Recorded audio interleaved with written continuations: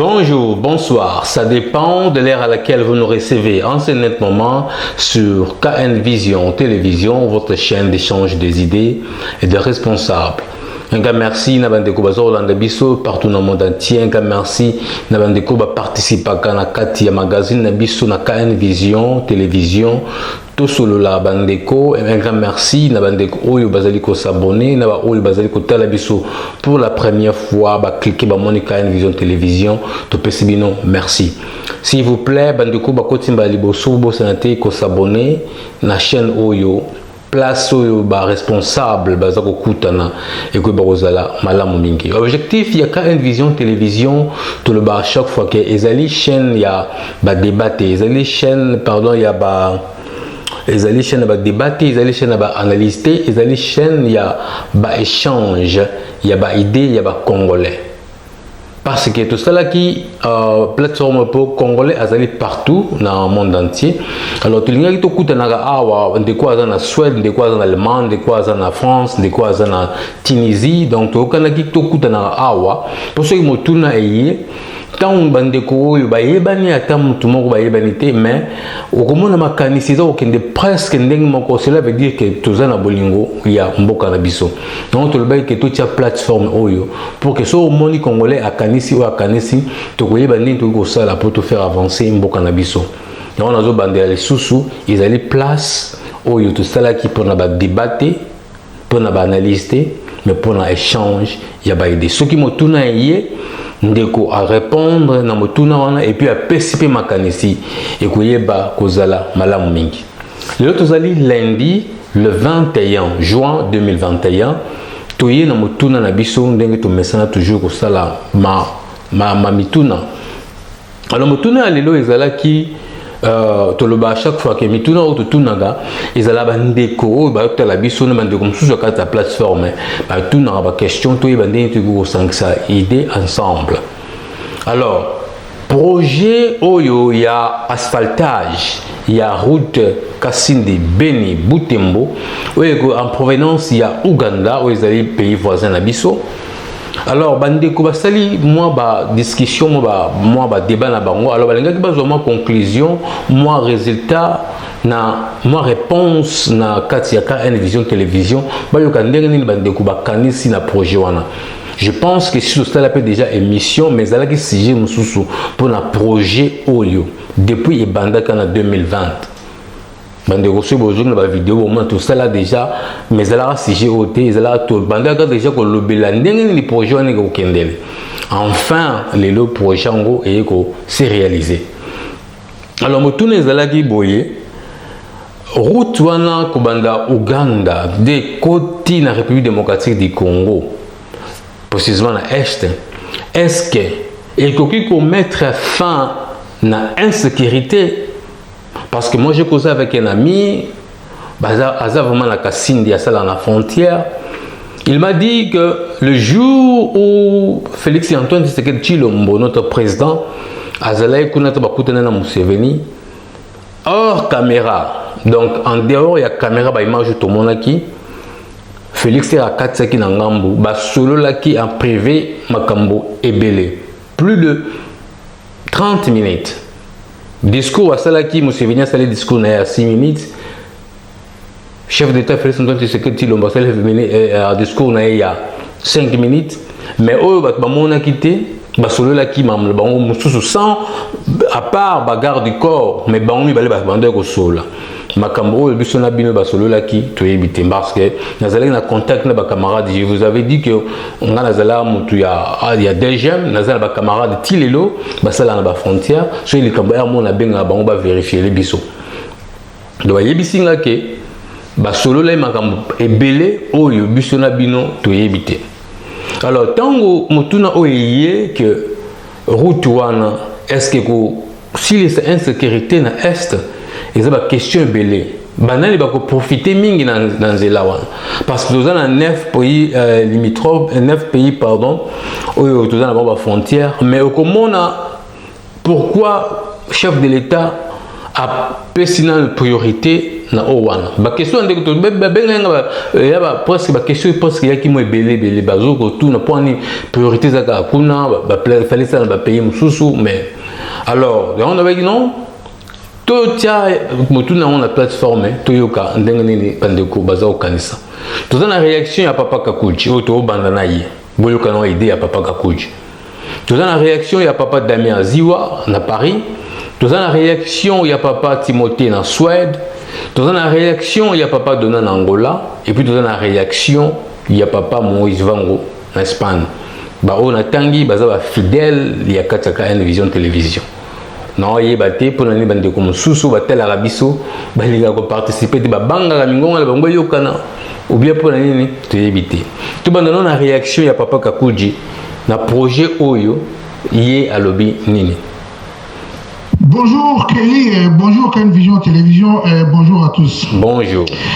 Kelly, oui. Ce projet hasardeux réside sur le pillage de nos ressources. Ok. Il n'y a pas vraiment de guerre là-bas. Là-bas où?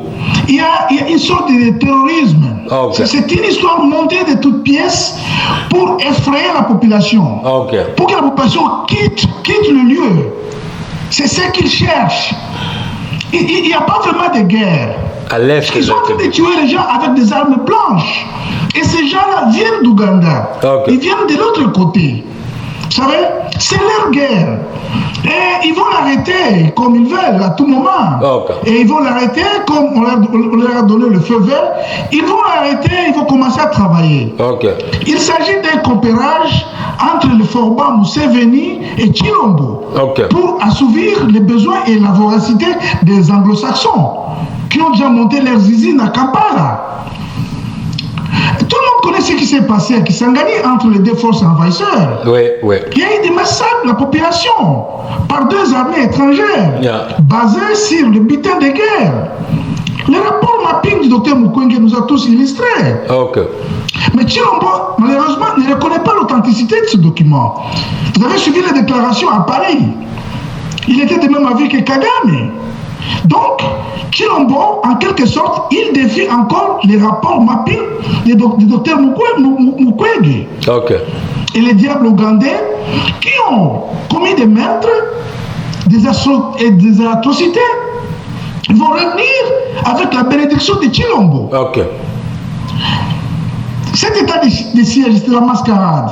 Vous voyez, il a limogé les civils, a planté des officiers militaires qui ont jadis travaillé dans les milices créées par Kagame et Museveni par la bénédiction et le financement des Occidentaux. Les deux généraux, les ministres de défense et d'infrastructure sont tous des renégats qui ont servi dans les armées financées par l'Occident. Donc Chilombo est un traître. Il a commis une autre trahison. Je ne sais pas s'il fait ça par ignorance ou par idiotie. C'est un traître. En politique, une faute, c'est un crime. Donc nous sommes en quelque sorte rentrés dans les impairs.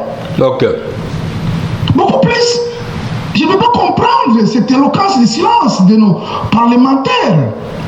Un silence inquiétant. Ils sont tous soudoyés, ils sont tous corrompus pour ces terres, ces gens-là. Et puis, on nous dit que les routes vont améliorer la situation économique pour l'obtention des produits manufacturiers qui viennent de l'Ouganda et du Kenya. Eh bien, dans ce cas-là, donnons aussi du contrat aux Zambiens. Quand les produits manufacturiers qui viennent de Katanga, qui alimentent le Katanga, ils viennent de l'Afrique du Sud. Que les Zambiens viennent construire une route à Sakanya et Kasumbalesa. Et qu'on fasse la même chose pour les Angolais qui alimentent Kolwezi et les Bazaïrs. Et les Tanzaniens qui viennent construire le port de Kalemi, parce que c'est le produit manufacturier de Kalemi vient de la Tanzanie. Écoute, c'est de la gabégie, c'est de galéjade. C'est ce qu'on appelle la politique de gribouille. La politique du crocodile qui fuit la pluie pour se jeter dans le fleuve. Ok. Pour éviter les mal, tu te jettes dans une autre mal. Plus pire. Ok. Je n'ai jamais vu un président aussi hétérogène comme Chilombo. Il gobe tout. Il gobe tout ce qu'on lui propose. Yeah. Chilombo a plongé les Congos dans le volcan. Les Ougandais, les Anglo-Saxons ne viennent pas seulement pour construire une route. Okay. Ils viennent pour piller, pour extraire nos minéraux, l'or et le coltan. Et ça se passe comment? Il y aura des carrières. Ils auront des carrières pour extraire les moellons. Yeah. Et ils auront leurs machines de concentrateurs pour tamiser et trier les pierres. Yeah. Ils vont séparer les pierres sauvages, les mauvaises, et les moellons et les minéraux. Yeah. Et ils exploiteront ces minéraux dans les usines qui sont déjà installées en Ouganda, à Kampala. Ok. C'est des pillages autorisés par le président. Oh, pillage autorisé. Je pense que ce président souffre d'une vacuité intellectuelle. Ok. Que les dieux l'applaudissent maintenant. L'ONU, la MONUSCO, qui a fait plus de 20 ans, Yeah. elle ne veut pas partir. Et les Français sont là, en cachette. Les militaires français, ils sont là. On n'en parle plus. Et ces Ougandais qui viennent avec leurs armures, avec leurs munitions, avec leurs armes et tout, qui va les faire partir? Yeah. Qui va faire partir cette armée ougandaise qui vient sur notre territoire? Qui va les faire partir? Et il y aura encore une autre guerre.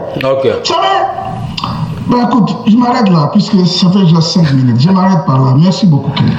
Un gars, merci Papa Kakuji na participation na yo na numéro ya lelo bande kwa KN Vision Télévision bo tu koyoka idée Papa Kakuji. Alors bi batia pe ba nzela mususu na Angola, na Tanzanie po yeba pe ko ndena lobe na debi pourquoi côté kuna la prioritaire. Toka réaction ya Papa Damien Aziwa na France. Ce qui est à l'obini ni na projet oyo pour mon mtozo kanisa na ya na ndenge waye to kana réaction Papa Damien. Bonjour Kale Télévision, nanina pesa moi contribution par rapport à la question oyo. Okay. Nzela wana ozali corrédier RDC tina Ouganda eza idée mokamba BT. C'est une très bonne idée. OK. Mais seulement la question qu'on peut se poser, c'est que Nzela autour tango et kozala Nzela pas la marchandise. Yeah. D'accord?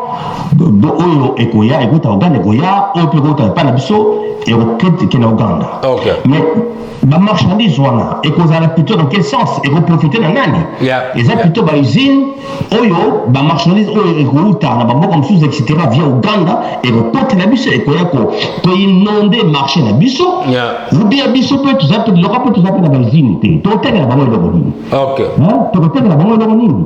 Autrement dit, donc bango ne va pas profiter plus parce que biso on a des usines de toi et leur côté. Okay. On ne produit rien, on ne fout rien quand la bière de l'océan à banda toteka na mboka na biso. Yeah. Donc la question que je me pose c'est peut-être un peu négatif. Voilà, c'est un constat que et qu'on profitait mais la banque qui est la biso. Yeah. Et alors point de vue sécuritaire. Par contre, vous allez bien, parce que vous avez dit que ceux qui vont réveiller, il y a une autoroute, il y a Zamba. Et vous allez bien à ce moment-là que tout renforcer plutôt la frontière entre Ouganda et la RDC, Yeah. et ça va vraiment plus vraiment hermétique, Yeah. et puis qu'on dit n'importe qui à côté pas bien Okay. parce que on va Ouganda, un peu partout, on va comme on a vu sur Yeah. la RDC. Yeah. Voilà. Moi, j'ai contribution à la Yali Bousson. Mais deuxièmement, est-ce que Ndela Wana, Kassine, etc., RDC, Ouganda, Yeah. n'a parmi ma priorité, il y a la construction, il y a l'autoroute. La RDC, autoroute Boni. Yeah. Pourquoi pas envisager une autoroute à 6 voies transnationales?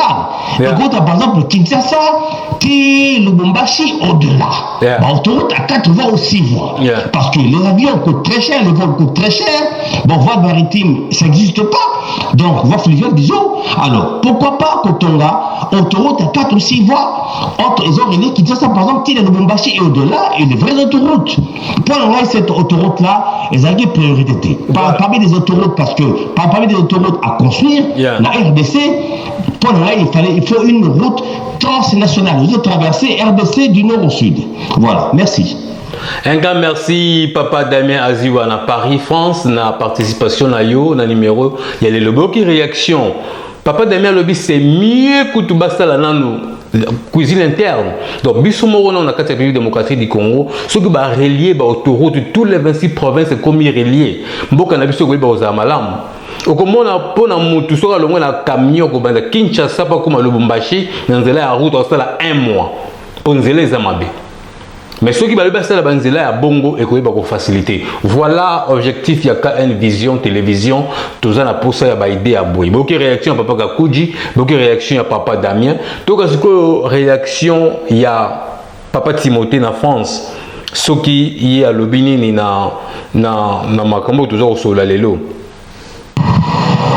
Bonjour, bonsoir, frère Kelly. Bonjour papa, bonjour papa. Nakanisa na lere Rolanda vidéo oyo. Yeah. Na pesi mbote na balandi nyonso ya KN Vision. Bon, moni mutuna wana vraiment na ebité. Yeah. Les camions na mboka na biso comme débat. Oui, ça débatté papa, ils ont idée. Donc les camions tout est comme débat. OK, OK. Nous comprendre sous ça sens. Il y a biso ba Congolais. OK. Manzela nyonso même na aéroport. Soko lingo kende même na bamboka nyonso longwe Suède, Danemark, tina Allemagne, tina Belgique, tina France. Manzela ya makada mezali. OK. Mususu okota okomi na nini odu bateau traverser. Yeah. Donc ozo futa bambongo nyonso wana ezalaka pour l'économie ya mboka. OK. Jamais tokoki ezalaka limité. Afrique du Sud ti Lubumbashi nzela ezalaka yo moko oyebi. Mais soko olongwa Lubumbashi ti Kinshasa nzela eza te. Voilà. Ozomona donc eza biloko moko makambo wana vraiment tokoki kosala yango débattre. OK. Parce que le moment opportun biso biloko na biso banda kokota kuna bato bazosomba mbongo ezokota ya bango mpe ezokota. Yeah. C'est mieux. Eza kaka te tozalaka na makanisi kaka ya barebele ya baguerre ya banini, ce n'est pas bien. Wana ngai pena donc nayebisaka ngai nalingaka confesse négatif te. Yeah. Mpona nga toujours avancer. Lelo toza na 21e siècle. Yeah. Makambo ezokende ndenge mosusu. Omoni biloko nyonso ekomi médiatisé. Yeah. Ezibandaki lelo te.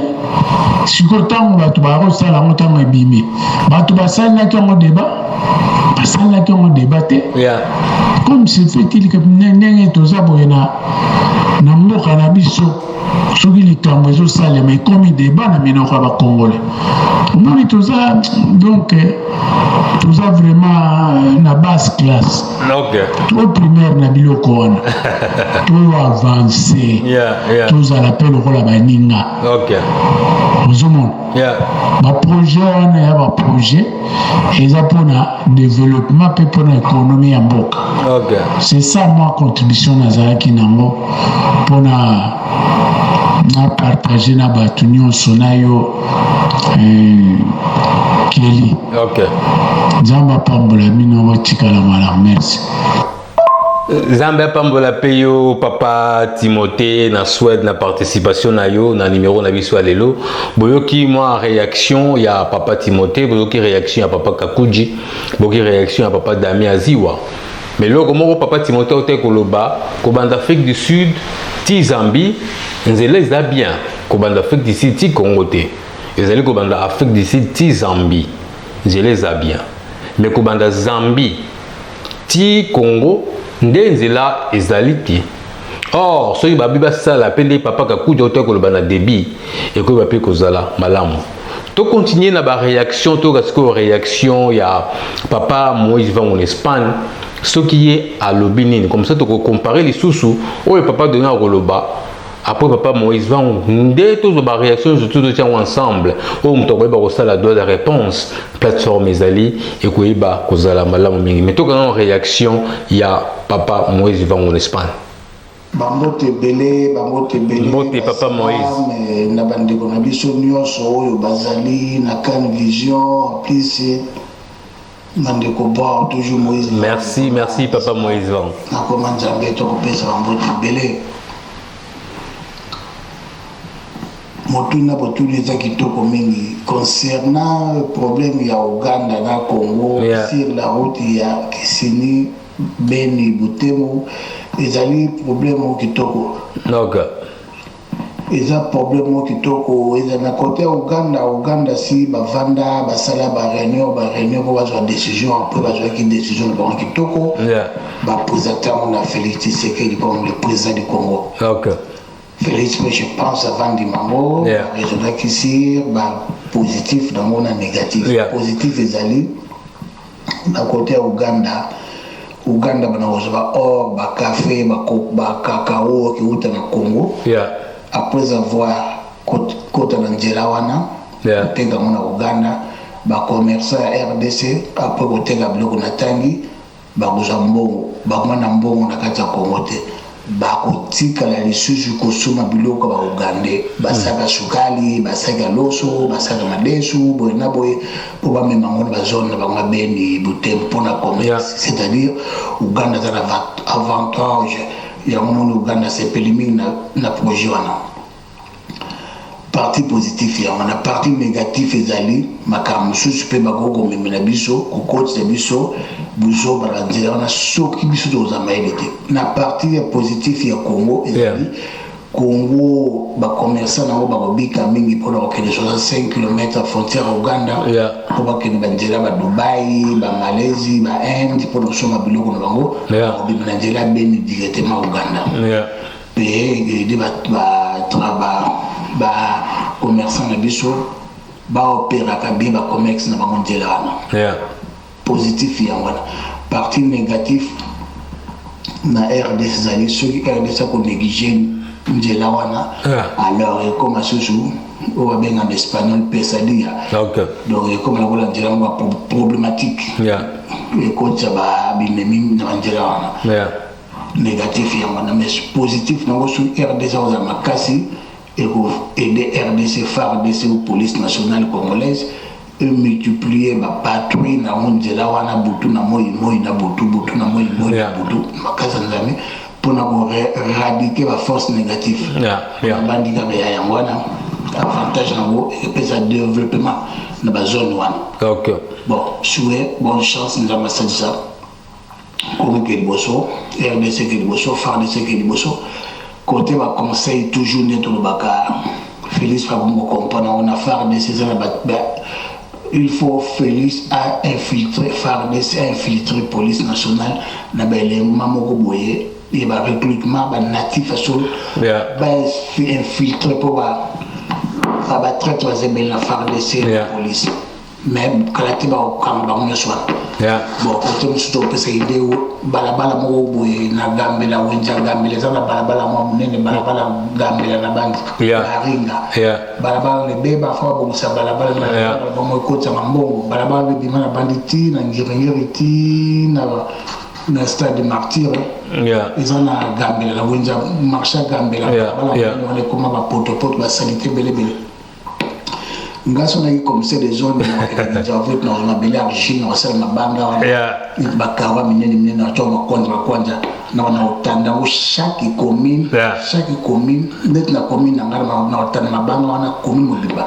sala wana muta commune ya Bagumbu na utanda mabanga wana lobi commune mobimba kawa mo na osasa nga mo commissaire des zones na kinjaove na belle argine na kinjaove na soma kana munene bana koyela nga mabanga wana kinjaovete Bagumbu motulisa Bagumbu mabanga wana do bakaro kwa bakaro na sala forme makwanja pota kamele kilikolo moyen de réalité et remplacer indirectement ba prince mususu à part boka sa part kabam prince kabamba para kabinda bakindu luvungi babara na otoma banga wana kamepe ko likolo dans ce comme c'est des zones bon côté mususu na pesa idée et tout le monde a ba peau ya tomate ezanga sikoyo mutu moko bota courage kuna bilanga masi tu matungulu ebele akomisa kosala matungulu bapo made in Congo kotia uli muke kotia vineki muke kotia munga muke na kati ya mélange ya potopoto matungulu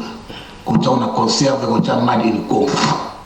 Un grand merci, Papa Moïse Van en Espagne. Vous occupez conseil à ce que Papa Moïse Van a Pessi. Vous occupez réaction na obandoko ba pesaki soki ezali ndenge nini. Toka siko réaction ya suka ya Papa Dona na Angola. Soki ya lobini na motuna wa lelo. Projet d'asphaltage de la route en provenance de l'Ouganda et le Kikasindi, Beni, Butembo. Est-ce que Ekotia paye insécurité aussi là na Est République démocratique du Congo? Réaction Papa Dona. Bonjour Ndeko Kelly, bonjour Balandinho, surtout à KN Vision Télévision. Bonjour. Ndeko Kelly, en ce qui concerne Motuna Lelo sur inauguration en route Oizo Banda Kasinditi, Kolekabambo Gana Boti na Ouganda. Yeah. Donc, ce qui par exemple, disons que inauguration à Nzelawana, yeah, ensemble avec le président Museveni à Ouganda, yeah, yeah, est-ce que vraiment donc, les synonymes il y a il y a insécurité disons na mboka wana oya biso na Congo. Donc moi je pense que ça ne peut pas être disons interprété disons de la sorte. Okay. L'insécurité c'est une chose, yeah, et l'inauguration disons de cette route là disons c'est une autre chose.